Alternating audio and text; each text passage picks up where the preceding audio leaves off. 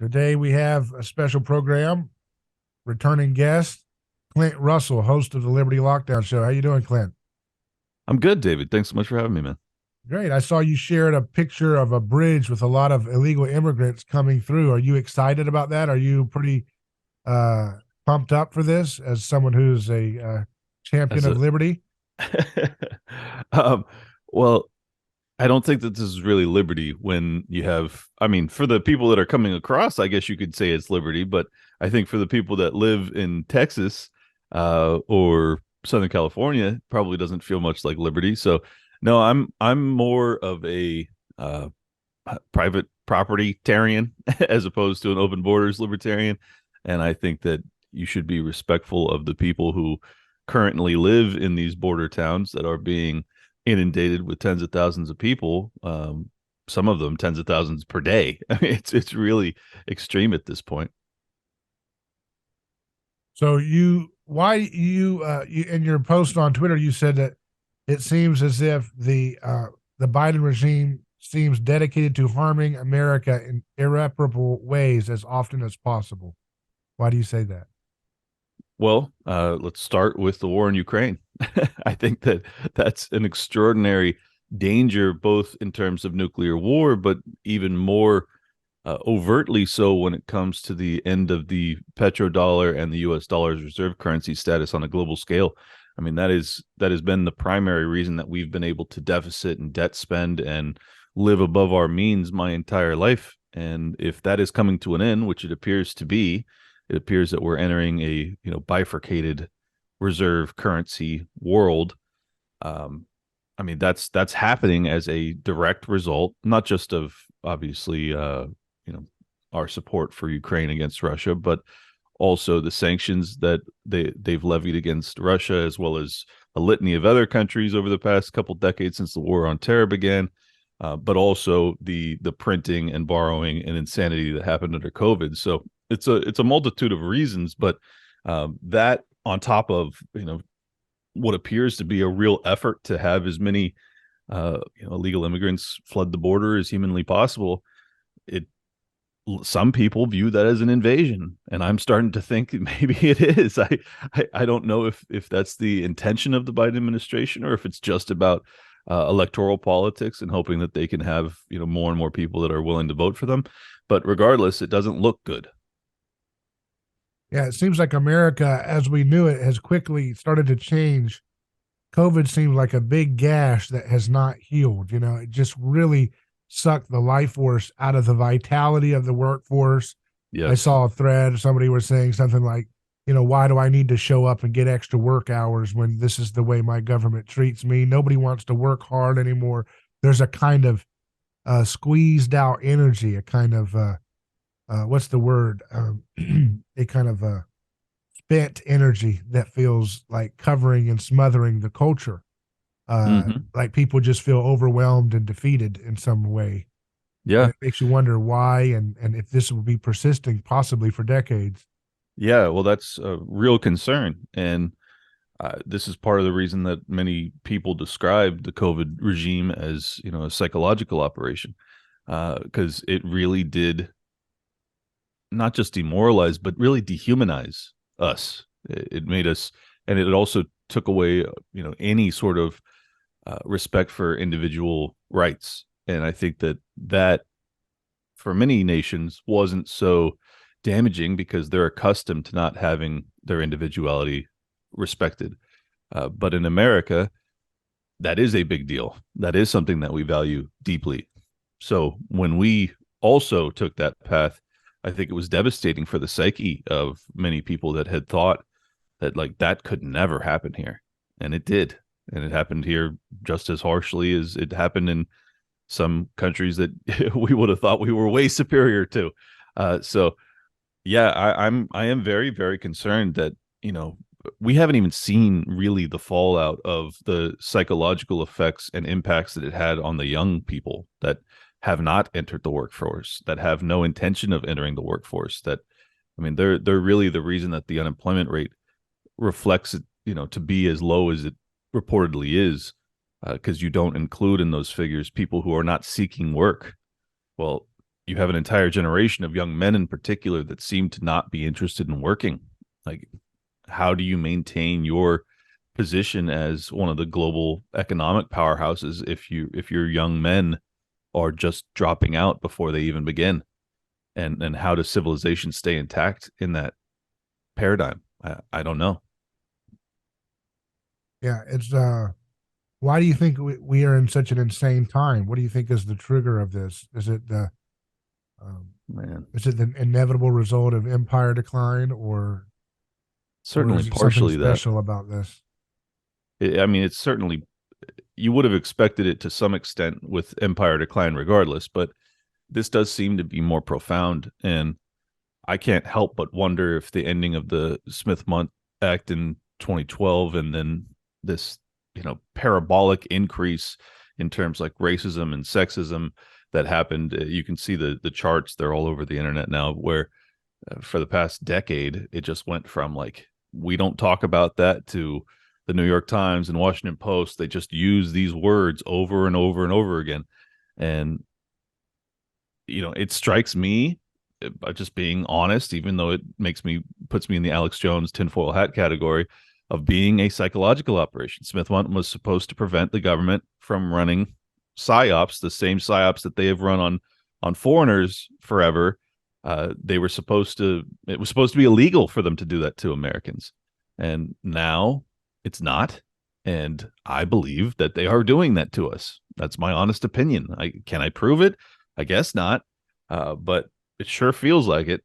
What is a psychological operation? Psychological operation is essentially another way of saying, propagandizing your own people. It it can come in many forms. I mean, you can have psychological operations that are torturous in nature. You can also just have manipulative ones.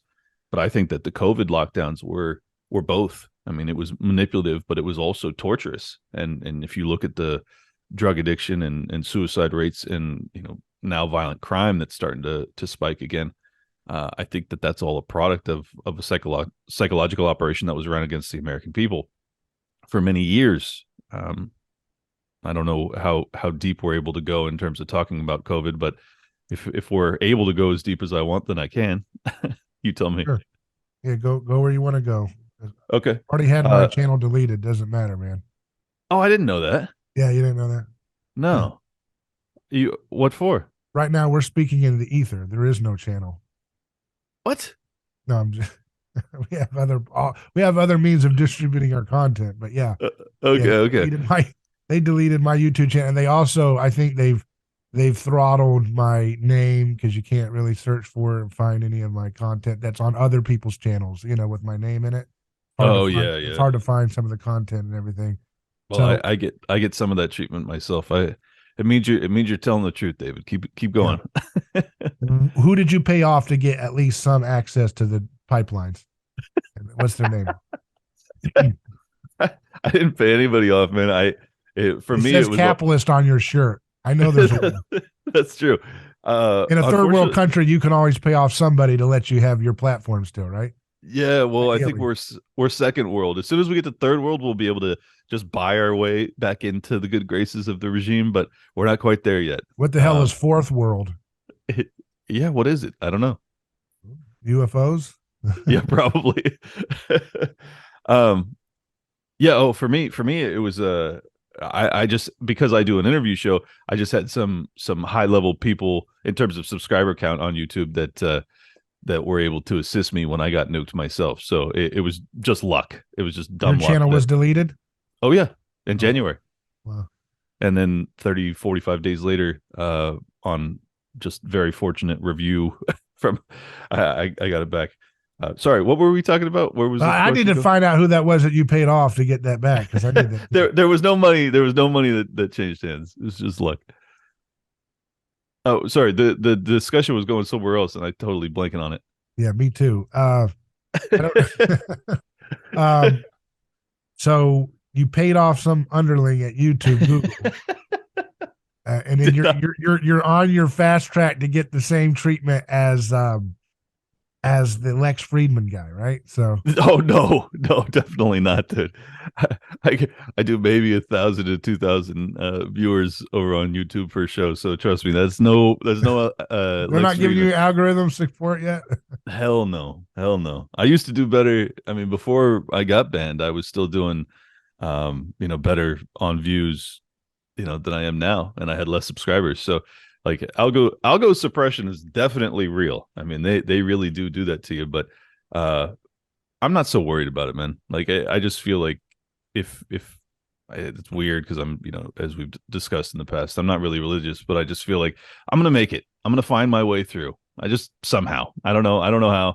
And contrary to your assertions, I am not paying people off to keep my YouTube channel. But you travel the open road in search of the meaning of America now, don't you? That sounds awesome. Yeah, kinda. I mean, uh, I was just on a yacht for the first time in my life with That's the uh meaning of America. it felt like the meaning of America. That I mean, just being with good people wasn't one and of Robert Maxwell's yachts, was it? no, Oh my goodness. That's how you got the YouTube back. You had to go to the yacht. Okay. I I sold my get it. soul to I, Mossad and CIA. I'm so sorry. you didn't bother to check and see if there were cameras in the yacht. I just didn't do anything bad, so thank goodness. I'm smart enough to know a honey trap when I see one. So you've been traveling a lot, and you originally started your program, and you said you were a mixture between Joe Rogan and Bernie Sanders, right? Oh, we're doing heavy jokes today. I love it. Yeah, no, not a big Bernie guy. Ron Paul though. Ron Paul was definitely the why inspiration hasn't for. why hasn't Joe Rogan had Ron Paul on and like forever? Remember he was his biggest booster. Remember when he was on Yeah, Jay Leno's show in yeah. another I universe? I think he used to talk about it sometimes. I think that honestly, Did they have a falling Ron. out? No, no, no, no, no. I don't think so. I think it was just that Ron's he had the stroke a couple years ago, and then I think the idea of doing a 3+ hour interview just kind of seemed too daunting. That's my guess. I mean, he Oh, you lives think in he was? Texas. You think he was offered it? I think he probably was, but I could be wrong. I Yeah. mean, I don't have any inside information on this, but I don't think that I think that Rogan would have loved to have a conversation with him, Yeah. honestly. Yeah, because I know Tim Pool did a show with Ron Paul. I think it was about 2 hours. So I would figure that he Yeah, would do Joe Rogan show. Because a lot of folks who are fans of Rogan now probably don't even know that Rogan was such a big booster of Ron Paul back in true. 2012. True. I mean, but in fairness, you know, Rogan, I think, has voted libertarian most of the past 20 years of presidential elections. Like he talks about Bernie and all these other people, but then he ends up voting libertarian at the end of the day. So, uh, but yeah, I don't know. I don't know why it hasn't happened. It ought to, Yeah. especially with Ron getting up there in years. We ain't got much time with him left, I would imagine. As tragic as that is to think about, but I hope it does happen. So when you see you're living in Florida, but are you? Let's talk a little bit about your background. Was it in real estate, commercial lending for real estate and commercial or residential, or what was your? Yeah, I was a private money lender, so mortgages against any property class. But then I was also a developer and a real estate investor. But my primary company, my business, was as a mortgage broker. Now, why did you get out of it, or did you just you had enough, or are you Hmm. going to get back into it now that the market's getting weird again? Heck no. No, I got out in May of 2020 because I had no capacity for forward looking analysis. It was like I don't I have no idea what's going to happen, right? Like the entire uh accepted paradigm of like property rights and liberty those were gone as soon as the lockdowns were announced. So as a fiduciary for my investors, I'm looking at the world, the economy, and I'm saying I have no idea what's coming down, coming around the bend. Like I couldn't, I had no ability to look into my crystal ball anymore. And that's really my job. I'm Yeah. I'm deploying tens, if not hundreds of millions of dollars into these real estate, these debt instruments that are going to have a duration of at minimum 2 years, I have to have some confidence that this market can hold for 2 years or 3 years, uh, to feel any sort of sense of responsibility and security for my investors' capital. So I'm looking at the market and I'm saying, I have no, like, we could be in hyperinflation or we could be in the greatest of great depressions in 2 years based off of locking down the global economy. I really didn't know what it would be. It ended up being that we were in kind of a stagflationary economy with record high inflation in my lifetime. So it ended up being not as bad as I feared. But regardless, no, I don't think, I don't know how anybody proceeds to deploy major capital into an economy where the government no longer respects property rights. They just flatly don't. I mean, the foreclosure and eviction moratorium on real estate, the fact that they picked and choose which companies got to stay open, it's just not the same world that it was. 2019 is gone. Yeah. Now, Peter Thiel recently said that he won't want to move the rest of his businesses to Miami because the rent's too high, mortgages are too high.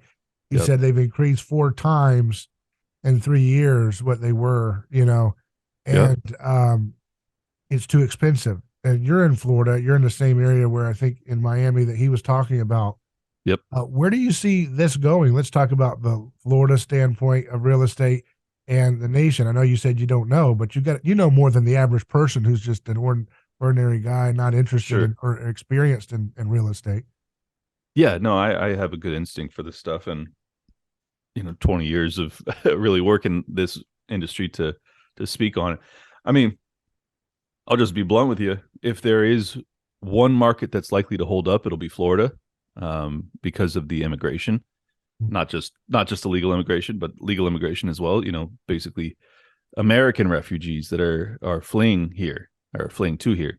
So, in terms of supply and demand, I think that the demand for real estate in Miami in particular, but Florida more broadly, will probably buoy the market, and in which case it will not collapse as hard as some of the other blue states that are having an exodus of people. So, I think that it could be okay, but the underlying aspect that I'm most concerned about is the Fed funds rate, the mortgage rate that is now basically up 5% in a year. I mean, that is really extraordinary. And I just don't know how that doesn't have, as the investors would call, doesn't put headwinds in the way of this market. I view them as very significant headwinds, and I expect there to be some, leveling out, if not a decrease in real estate pricing, even in Florida. But it could be really dramatic in other states. So that's my expectation, is that the crazy bull market that we've been in for the past 3 years, or really a lot longer than that, should start to diminish here, unless the Fed pivots, which is a distinct possibility. The Fed funds rate went from a quarter point up to 5%. I think they just announced it would be at 5.25. That is actually the same rate that they had in 06, which led to the 08-09 collapse. So that's my deep-seated fear, is that we see a repeat of that. Now, the underwriting status, or the underwriting protocols, were much more solid in the lead up to this recession. So I don't think it'll be as catastrophic. But many of the same, signals are going off in my mind. Maybe it's just because I got my start in my career into that 07 to 09 arena, that maybe I'm traumatized by it. Like, that's a distinct possibility too. So you But got your start like going after distressed properties and so forth in that collapse period. yeah, exactly. And liquidating distressed properties. They basically, it was a portfolio of performing mortgages that quickly became non-performing mortgages, and my job was to liquidate them. So is that something that you might step back into when the next distress No, period in the market comes back? no, I'm done. I don't want to. Is it I don't. stressful or Yeah, something? it's Yeah. very stressful, but it's also just sad. Your job is to evict people. It's Yeah. like, It wasn't my job, the sheriff or whoever would be responsible for the actual eviction, but knowing that people are forced to move and then having to pour tens of thousands of dollars into the renovation and then listing it for sale, it's definitely a hectic and stressful job to do. So you would go into properties and they would be like abandoned, and you'd see like the kids' room with the little paintings, and then Yeah, you'd you be like, could. you felt like kind of like picking the bones off of the carcass of a little family that was trying that had failed, you know? Yeah, I mean, it's many I'm of not them. saying that's what you were doing, but it probably kind of felt that way, maybe, right? Yeah, no, I mean, it was rare, honestly, that you'd see, kids' pictures and stuff like that would be. I'm painting it like Chernobyl, like you're walking Yes, that. Yeah. yes, exactly. Uh, but yeah, I had seen that. Sure, it Yeah. happens sometimes, and Yeah. it doesn't change the reality that, like, yeah, these people entered into a contract that they weren't able to perform on, and it's like there was nothing immoral about it. It was just sad. It's just sad because really this is a product of a manipulated market economy that is no Right. longer in alignment with what ought to be. So it when you see the human destruction that comes from Federal Reserve policy, um, it's sad. So It's not a as a good thing. private lender, was your market going after folks who couldn't qualify in traditional market lending or like a traditional conventional No, loan? I mean that is certainly part of it, but the you'll get a kick out of this. I mean the reason that hard money exists is because of the oversight that exists on the conventional mortgage market. It makes it so that they're very bureaucratic and they can't be malleable. They can't actually work with people. So like if you're a self-employed person, the odds of you being able to get a mortgage, unless you've been self-employed and can demonstrate your income and it's very consistent, like you may not be able to get approved for a bank loan, even if you have good income. So like those people need access to capital, and they're good people, they're good credit worthy people. So like I'd say more than half of my borrowers were not bad credit people. They just like they either didn't have reportable income, or they yeah, or they were self-employed, or they just needed the money fast. Like I could close a deal in a week.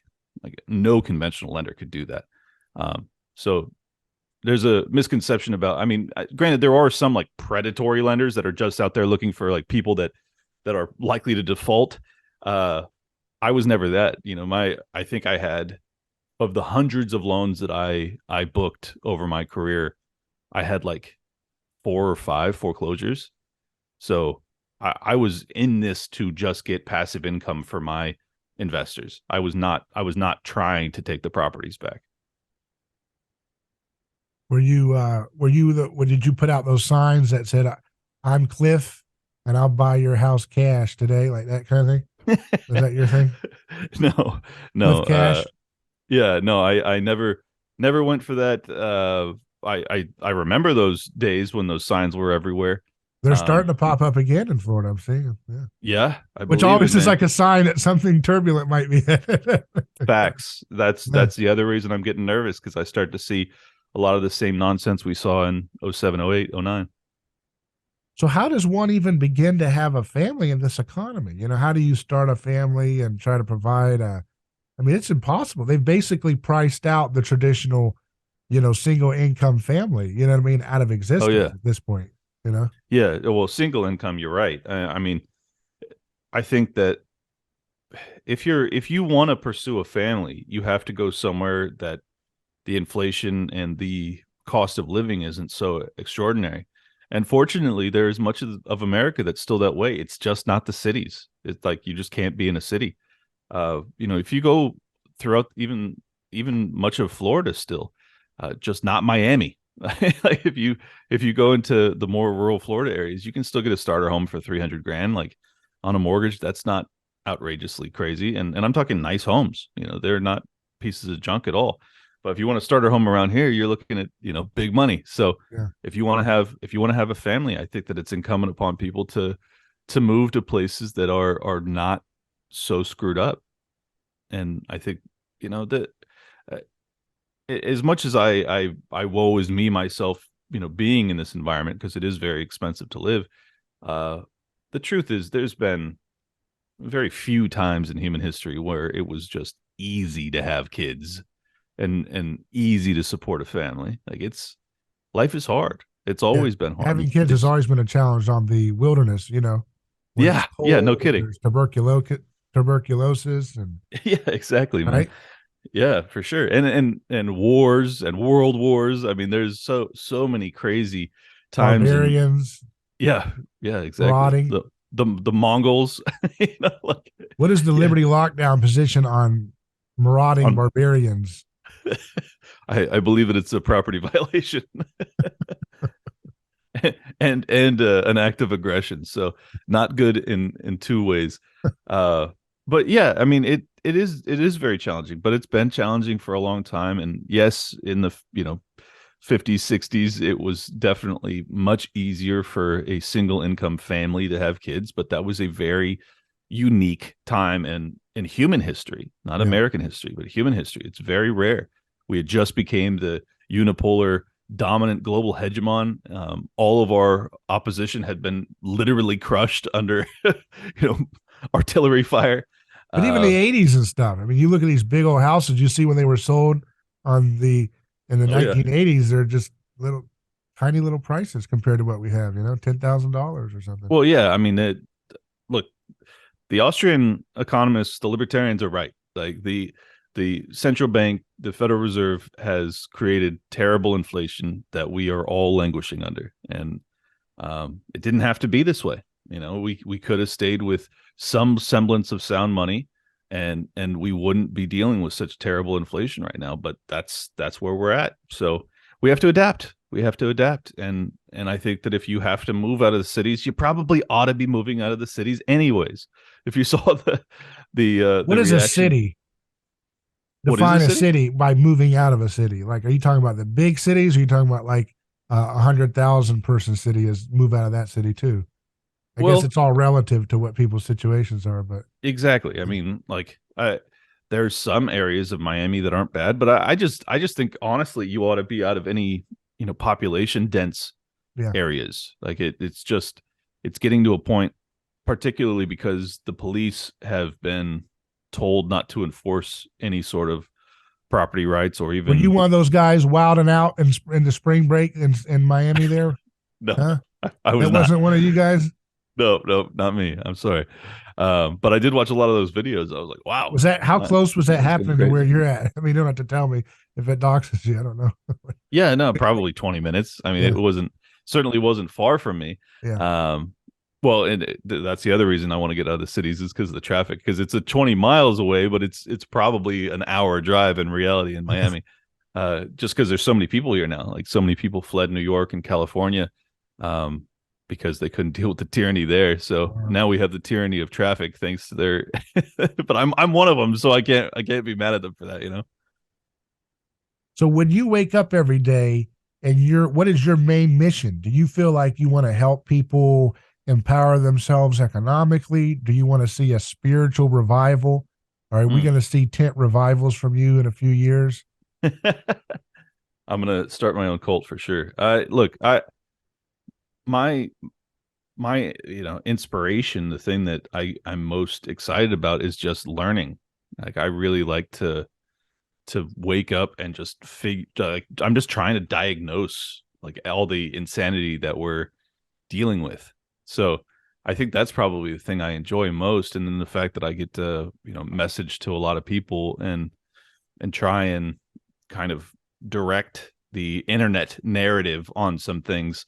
Uh, I feel very blessed to be in that position where I get to have a little bit of say in this online discourse that seems to be very influential when it comes to the mainstream discourse. Like we really have an impact at this point. So I think those are the two things that probably inspire me most. And then just trying to hold corrupt people to account and not forget what they've done to us and not allow the narrative to be so detached from the truth that it becomes totally irrelevant. Like the truth matters deeply. And I think that more than anything, the reason I'm so gratified in my career path is that every day, all I do is pursue truth. Like that is all I'm attempting to do. Which is why I have now, in some ways, become a journalist, which is totally bizarre. Are Because you going to be that the is, Edward R. Murrow of your generation? I I doubt it. I really do doubt it because I don't have any uh, journalism chops. I don't know what that even entails. I didn't You go to can put school on a for it. coat and have a cigarette. Oh yeah, I could do that. I could do that for sure. But um, look, the journalists abdicated their role. They stopped seeking truth, and it's probably They've mostly always been stenographers for the priestly. yeah. They're kind of always Oh, been their deal. mostly yes, There was but always a few little goobers that they would have, do a special report about something, right. shenanigans and stuff. No, By no, no, no. goobers, I mean, folks like Cy Hirsch used to be at the New York Times, and they always had that one little goober here or Right. there at these different outlets, but they were always pretty much stenographers for uh, ritual human sacrifice, as we like to say. I'm just I well, I agree with you, but I think that the instances of ritual human sacrifice have increased exponentially, and I think that's the reason that having journalists that aren't stenographers became so vitally important. And unfortunately, because of ESG and the the censorship apparatus that was rolled out under the war on terror, um, it basically made it impossible for any of the people within the mainstream to be anything other than those stenographers.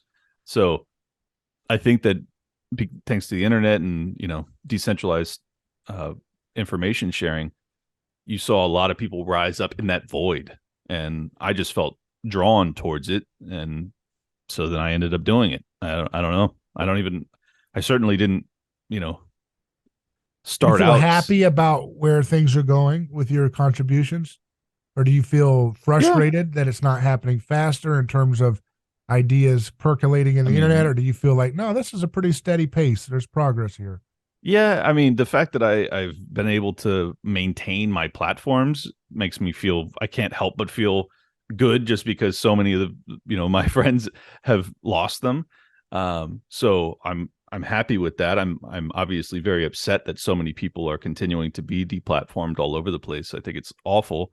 Um, I'm very happy with I had a couple million people that listened to me last year. Like is that world changing? No. But that is something. It's something real. And I've only been doing this 3 years. So that feels very good.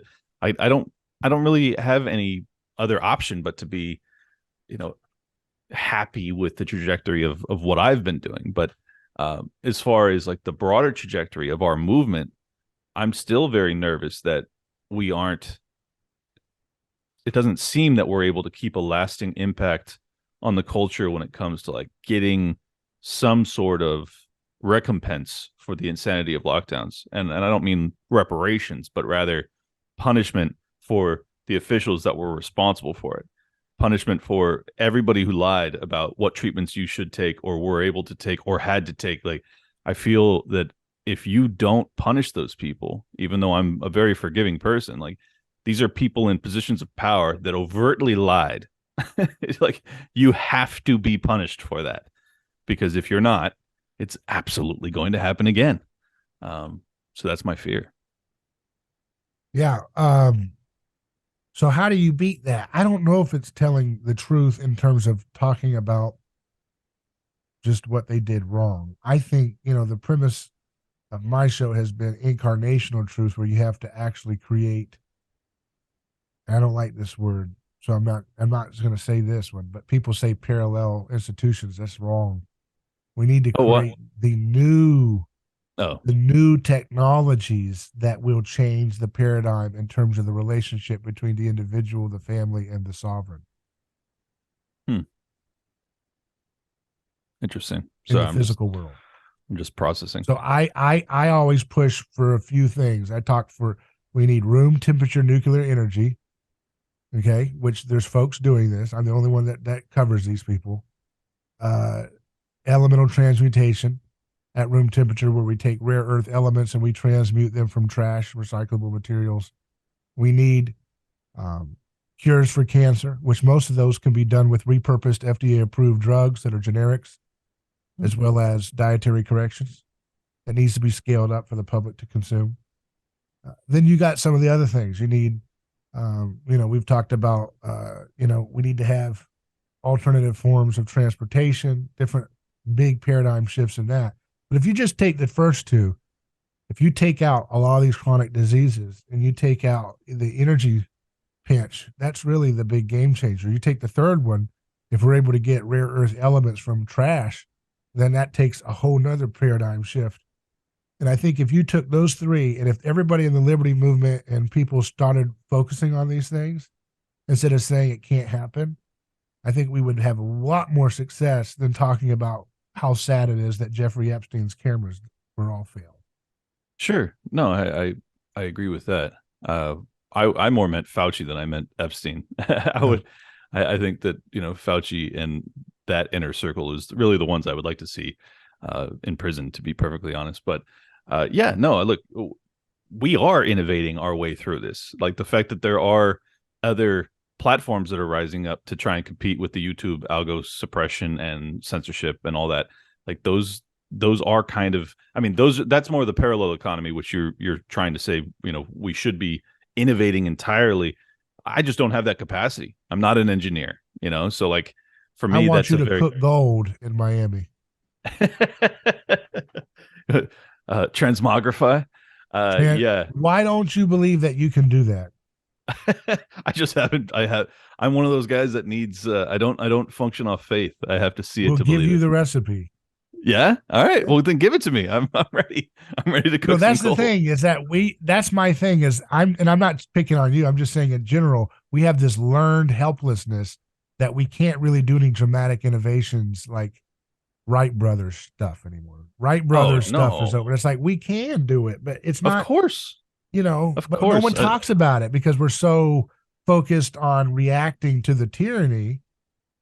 That's all Yeah, we do. Like, golly, did you see what they did today? And it's like, that's true. well, let's keep using our old, you know, our old chitty chitty bang bang car, Model T. Let's keep, we're It's living in this medieval dark age, and everybody talks about, and even when I talk about that, they say futurism, and I'm like, why did you say the future? I'm talking about yeah, now. yeah. That's a good point. Look, I think that like I've said this many times actually that I think that we are on this precipice where it's going to be totalitarian or it's going to be innovations that are just like completely revolutionary, and or it's going to be World War III or it's going to be people that live for 200 years. Like either humanity ends or life is better than we've ever known it to be. I really feel like that's where we're at. Like technologically, we have that capacity. Unfortunately, it's kind of a chicken and the egg thing. You have the government who is getting in the way of much of this. But the reality is the government has always gotten in the way of innovation. Like we need to have a resolve, a consistent, inspirational kind of fervor that's like we're going to find a way. We're going to work around it. I think that the blockchain, the decentralized currencies, Bitcoin in particular, those are all examples of like real fundamental innovations that were seeking to circumvent and completely revolutionize probably the most important thing in the world, which is money. And not to say that money is the most important thing in the world, but I'm saying in terms of like from its foundation to actually free yourself from tyranny, having sound money is extraordinarily important. So I think that that's a good example. I think that those technologies can be built upon to create a ton of other solutions to a lot of problems, not in the future, but things that we deal with right now. So, because I focus on the problems and the tyranny of the day, please do not take that as me being blackpilled. I've said also many times, I wouldn't be doing what I'm doing if I thought all hope was lost. Like Right. I believe that we can find a way. I just think it's vitally important that people are awoken now. Like you cannot delay in this Yeah. process. So that's my focus. What would you say to the folks who are getting stirred up about this newest story with that gentleman? I think his name's Jordan Neely was Yeah. was killed, and this guy was taking him down. And I didn't watch much of. I saw a little few seconds recently, but and then they're trying to whip this up into a new racial war or something like Of that. course, What would of you course. say to people who are saying this is an injustice and this is another attempt to dehumanize? I think it is an injustice when any human being dies. Yeah, I think Um, it's sad. um, uh, but what would you say to folks who are in the dialectic of that Hmm. narrative? Yeah, well, it's hard to get people out of the dialectic, that's for sure.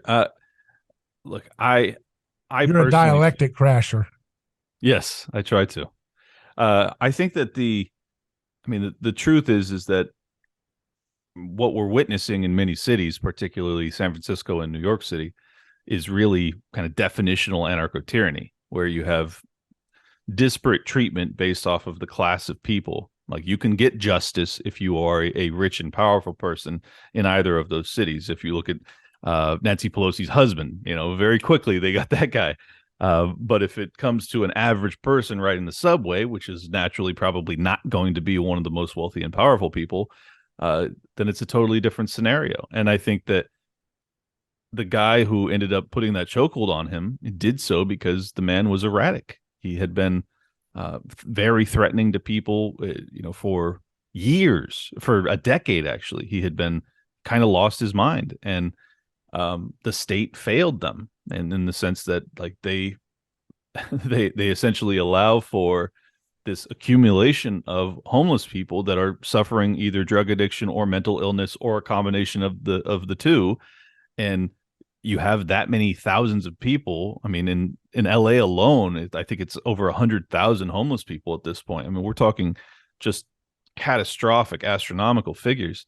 Um, you're just going to have chaos, and like people in that situation oftentimes are going to seek order, and that order is going to come in ways of violence sometimes, and that is it's tragic, as you said. I think it's absolutely terrible that the man died. But the reality is, if you're going to go on a train and threaten, women and children, he was also violent, and he had, had 40 charges against him. Not all of them violent by any stretch, but a handful were quite violent. Uh, he was a danger, and you just can't have people like that on the street. And if you see if a Marine, sees that, he's probably going to intervene. And did he keep the choke on too long? In my opinion, yeah, obviously the guy died. But you don't have any law and order. You don't have any cops that are able to do their job or willing to do their job, or whatever the reason is for there being no intervention prior to this. It's just crazy. It's just systemic failure. And for those that are trying to take us down some sort of identity politics path, I just couldn't disagree more. I don't think that race played a part in this at all. There's I think it was a black and a Hispanic man that were assisting the white Marine, if you want to go down the racial path, which I don't even think is worth doing. But just to counter that narrative, that's what it was. You had a very diverse group of people that were intervening to protect everybody else on that train from this man. So there was no racial connotation to their actions. And in fact, once he let him go, there's now a video that just came out late last night where the people are congratulating the Marine on his intervention, and on his basically calm demeanor, and the fact that he subdued the guy. And then the Marine gets up and he tilts him and he puts him on his side to try and get him so that he doesn't choke while he's unconscious. Like, it's quite clear he had no intention or desire to end his life. And it's just sad that it happened. That's my honest opinion. Yeah, but there's a lot of folks who want to turn this into this is another example of systemic whiteness, and Yeah, you are systemically whiting this story into yeah, oblivion by yeah. talking like that. So, Well, do you they believe in can. systemic whiteness? No, of course not. I mean, What is uh, systemic whiteness? you tell me. It's a What the hell is it? I don't know. I mean, it's a I've never system had that's white I've never had cops, go get out of here, fellow white. Like they all showing treat up me on this. time. They say is systemic white supremacy. Do you agree with that? No, I do not. And I think that's very insulting to other punctual people, regardless of their national origin or They skin also tone. teach that Isaac Newton's law of gravity is white privilege or something. I Yeah, don't. it's certainly oppressive. Yeah, with age, the age, it weighs you down, doesn't it? Right? Yeah, gravity is literally oppressive. Um, yeah, look, I don't I understand where it's coming from because I've studied it and because James Lindsay has red pilled the heck out of me on much of this, but uh I mean I oppose it deeply. I think that it's extraordinarily regressive and it really ultimately is a cultural Marxist takeover or attempted coup of our civilization. And I oppose it on all fronts. I strongly believe that we were doing much better when it came to racial relations when we were not obsessing over race and racism 24/7. And the people that are doing it today under the banner of progressivism are dangerous, very, very dangerous people. And it's sad because many of them think that they're helping. Many of them, not all. Some of them know exactly why and what they're doing, but many of them have just been again psyoped into thinking that this is how we end the scourge of racism on the globe, and it's just wrong. It's just obviously wrong. If I just don't see how anyone would look at race relations in this country today after the Black Lives Matter movement and say, "Oh no, we're doing better now." It's like, no, we're doing way, way worse. And when we weren't, obsessing over racism and sexism and fosm, whatever, like Are you all this cis crazy. privileged? Yeah, yeah. Well, I mean, whatever that is. Yes, I was born a man, and I still identify as one. So I guess that makes me cis by their labeling. But I try my best to reject all of it, and I try not to speak like it because I personally believe that it is a linguistic mind virus, like where you once you start to adopt their lexicon, it's kind of too late for you. Even if you're doing it in opposition, it really does have an ability. Like I this is part of the reason I do my Tower Gang show on Wednesday nights, which is a comedy show where we just say the most inappropriate things because like I want to not I don't want to be indoctrinated into the wokeness. Like even if I have to say really, really You guys messed up party like things. it's 2004, huh? Exactly. That's exactly what we do. I'm trying to hold on to that like late 90s mentality where we came together. Like one of my co-hosts is Puerto Rican. We like we drag each other on racial terms all the time and it's fun. you know, but it brings us closer together. It doesn't push us further apart. Like he's one of my best friends now. And I think that like we were doing a lot better when we joked about our differences as opposed to dividing ourselves based off of mutable characteristics. I think it's So what do very you sad. so how do you think you beat that mind virus? Because you said your main priority is you wake up every day thinking about how to learn and how to shift narratives online. So how do you beat that narrative?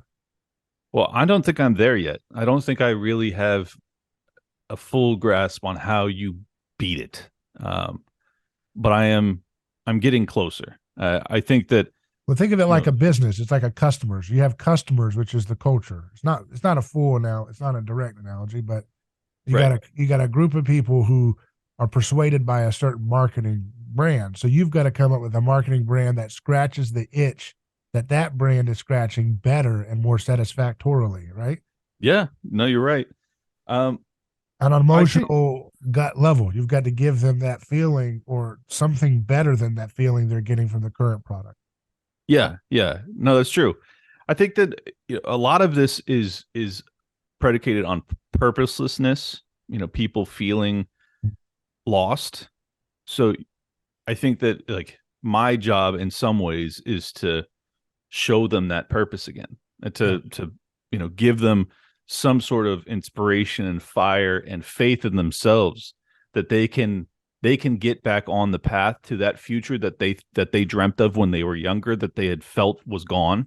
Like, I like that. That's good. Yeah. yeah. So I think that is really important. I think that the people that fall victim the hardest to the woke mind virus are those that are truly lost.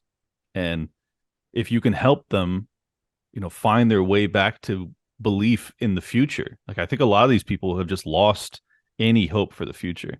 Yeah. Uh, but look at the woke mind virus when it comes to climate change. It's very profound there, where these people genuinely think the world's going to end in a decade. Like, yeah, no wonder these And people they, are so and radicalized. they don't want solutions that work. We had Oliver Stone on last week on the show about his Love new it. movie Nuclear Now, which I don't know if Yep. you saw the trailer for, but he's talking about the need to get these nuclear reactors built. But the left is the biggest opponent of these things. Well, So I mean, it just dumb, goes. so dumb. It just goes to show that they're. I Ugh, mean, they're just awful. not. They're not rational actors anymore. Like, whatever they're told to think, that's what they think, and that's all there is to it. It's really remarkable. They're just kind of automatons. They just don't they just don't think anymore. But yeah, I think Oliver Stone is exactly right. I think that, like, we have the technology to alleviate much of the energy concerns, and if you are a believer that carbon is this extraordinary existential threat to humanity, we have the technology to also diminish, carbon output. How do So we get a left that's reflective of the worldview of Oliver Stone and Tulsi Gabbard and RFK, Robert RFK Jr. and yeah, I mean, I think RFK has a chance of, like, really reaching into the hearts of some of those semi-sane leftists that are still out there. I think that gonna he has a support him? chance. Oh, I mean, I'll support him in the Democratic, run for sure. But as far as, voting for him, I still have some significant differences of opinion that would probably prevent that. But that doesn't, like, I appreciate how honest he is about a handful of things I really, really care about. Are you on the His Yay 24 campaign? honestly, I do like him a lot. I think that the fact that he's just willing to say things that will end his multi-billion-dollar lifestyle. I just don't know how people don't respect it at this point. There's so few people that reach that level of power and wealth and influence and income, and they still will just put their foot all the way in their mouth, just like, just absolutely wreck their entire lifestyle and career path because they just want to say what they think. I love that. I absolutely love that, and I will always respect that. Even if I disagree with you, I will respect that. So I like Kanye. I do, and he's been a massive inspiration to me musically for decades now. So Do you I make know you. music? What's that? Do you make music? You produce music? Not really. I mean, I was, the as any Linkin Park fan will tell you, any white kid in the late '90s rapped a little bit. so I did that. The intro and outro to my show is actually me rapping. So that, that's the extent of my. Did you record it right here in your backdrop here in Miami? No, I did it. It was when I was still living in San Diego, actually, but same setup. It was just a lagoon behind me as opposed to the intercoastal.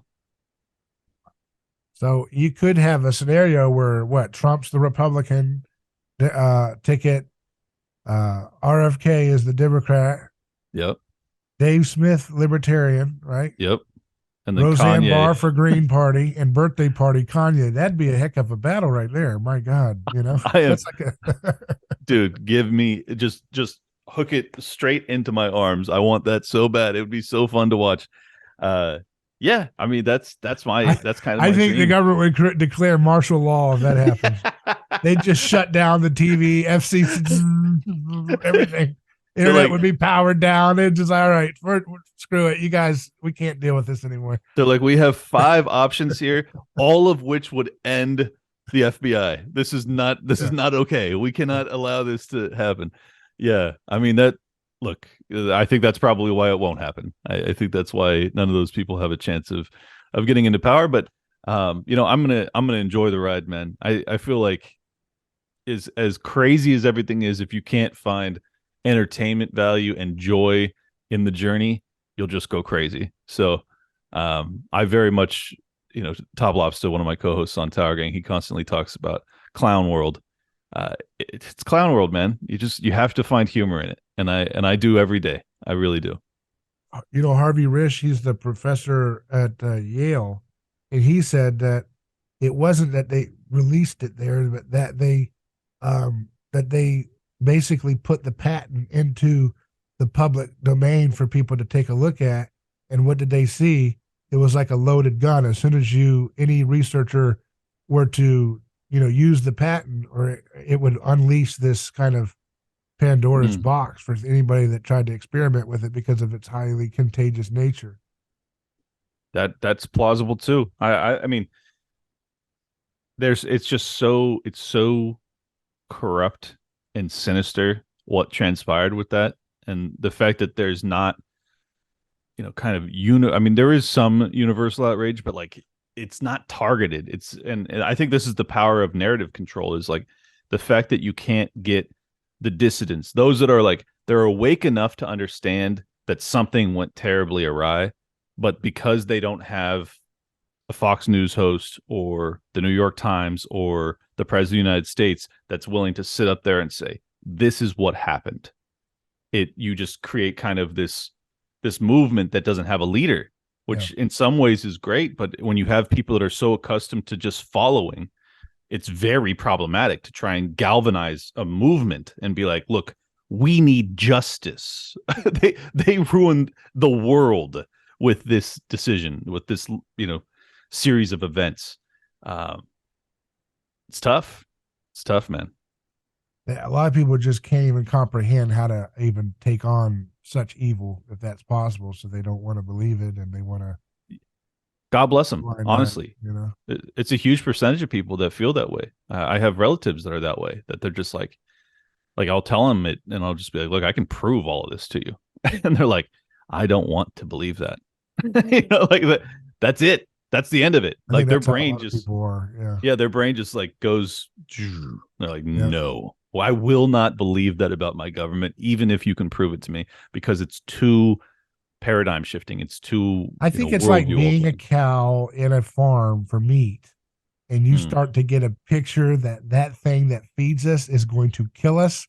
And they're like, Yes. no, don't tell me that. Yeah, You're a exactly. liar, And you're like, Yeah. no, look. The other cow the other day went down into that path, and we've never seen him since. And they're like, no, that's totally normal. He'll be back in a few weeks. Just went Just to go get milk. Yeah. I right? uh, I agree, man. I think it is tough. Like that's the Self-aware pain. cattle. That's what it feels like. Yeah, I mean that's the pain that a lot of people talk about with the red pilling process. It's like once you take the red pill and you really can't go back. So a lot of people would prefer not to. They would prefer not to take that first step. It's like I would rather just sit around and think that Rachel Maddow and Joe Biden are telling me the truth every single day. Yeah. That's an easier way to live. In some ways they're right. In Yeah. some ways it is easier, but it's still living a lie.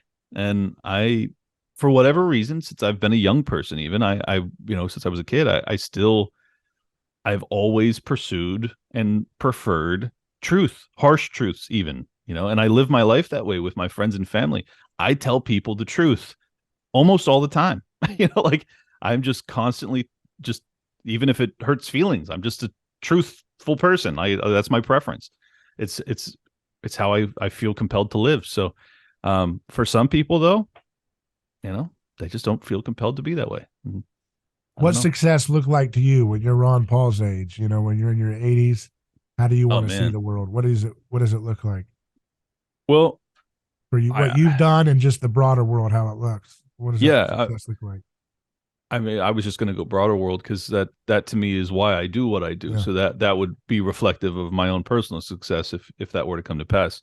Um, I really think that there's high probability that we see a dissolution of the United States, and I my hope is that there's a big portion of the landmass of America that becomes one that is very much dedicated to the ideals of human liberty and peace and prosperity and freedom, and like all the things that could have been the future of America had we embraced these ideals before the debt apocalypse was upon us. But now that it is, I think that the only option is to rid ourselves of that debt and then create kind of like a mini America revival.